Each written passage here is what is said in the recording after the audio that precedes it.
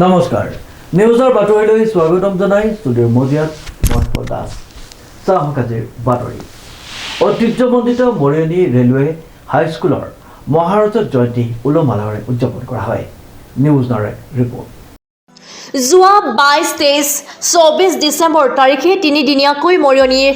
ঐতিহাসিক ৰেলৱে হাইস্কুলত ৭৫ বছৰ অতিক্ৰম কৰাৰ মহাৰজত জয়ন্তী উলহ-মালহেৰে উদযাপন কৰা হয় 23 তাৰিখৰ বিয়লি অনুষ্ঠিত হোৱা মুকলি সভাত সভাপতিত্ব কৰে এই বিদ্যালয়ৰ প্ৰাক্তন প্ৰধান শিক্ষক বিশিষ্ট শিক্ষাবিদ হীৰেন্দ্ৰ নাথ চক্ৰৱৰ্তীয়ে উক্ত সভাত বিশিষ্ট অতিথি হিচাপে উপস্থিত থাকে যোৰহাট লোকসভা সমষ্টিৰ সাংসদ তপন কুমাৰ গগৈ মৰিয়নিৰ বিধানসভা সমষ্টিৰ বিধায়ক ৰূপজ্যোতি কৰ্মী ভাৰতীয় ইতিহাস সংকলন অসম যোৰহাট জিলাৰ সভাপতি অসীম কুমাৰ বৰা তিতাবৰ নন্দনাথ কলেজৰ প্ৰধান অধ্যাপক তথা মৰিয়নিৰ বিশিষ্ট শিক্ষাবিদ বিমান বৰবৰা মৰিয়নিৰ জাতীয় বিদ্যালয়ৰ অধ্যক্ষ ৰঞ্জিত বৰগোহাঁই সমাজকৰ্মী অজিত চক্ৰৱৰ্তী এই বিদ্যালয়ৰ প্ৰধান শিক্ষক ৰথীন্দ্ৰ কুমাৰ দে শিক্ষক শিক্ষয়িত্ৰী তথা ছাত্ৰ ছাত্ৰী উপস্থিত আছিল এই সভাতে শিক্ষয়িত্ৰী সমা মজুমদাৰৰ সম্পাদনাত বিদ্যালয়ৰ আলোচনী সাকু উন্মোচন কৰে সাংসদ তপন কুমাৰ গগৈয়ে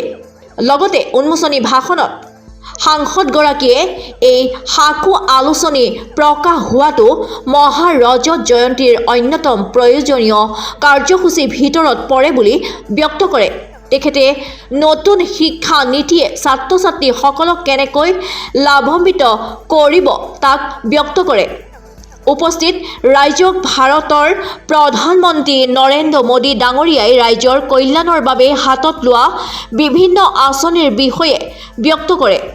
স্থানীয় বিধায়ক ৰূপজ্যোতি কৰ্মীয়ে অসমৰ মুখ্যমন্ত্ৰী ডক্টৰ হিমন্ত বিশ্ব শৰ্মা চৰকাৰে কেনেকৈ অসমখন ভাৰতৰ প্ৰথম 5খন ৰাজ্যৰ ভিতৰলৈ অহা 2 বছৰত কেনেকৈ আনিব পাৰিব তাৰ বাবে চৰকাৰখনে কঠোৰ পৰিশ্ৰম কৰি থকাৰ কথা ৰাজ্যক অৱগত কৰে অসম লোকসেৱা আয়োগ আৰু কেন্দ্ৰীয় লোকসেৱা আয়োগৰ পৰীক্ষাত অসমৰ উত্তীৰ্ণ হাৰ কেনেকৈ বৰ্তমান বাঢ়ি আহিছে তাৰ তথ্যসহ ব্যাখ্যা কৰে আৰু লগতে চাহ শ্ৰমিকৰ দুখীয়া ছাত্ৰয়ো নিজৰ যোগ্যতাৰ বলত এনেবোৰ পৰীক্ষাত উত্তীৰ্ণ হ'ব পৰাৰ কথা ব্যাখ্যা কৰে সভাত ভাৰতীয় ইতিহাস সংকলন সমিতিৰ সভাপতি অসীম কুমাৰ বৰাই এই সৰ্বভাৰতীয় সংগঠনে সমগ্ৰ ভাৰতবৰ্ষ তথা প্ৰতিখন প্ৰদেশত ইতিহাসৰ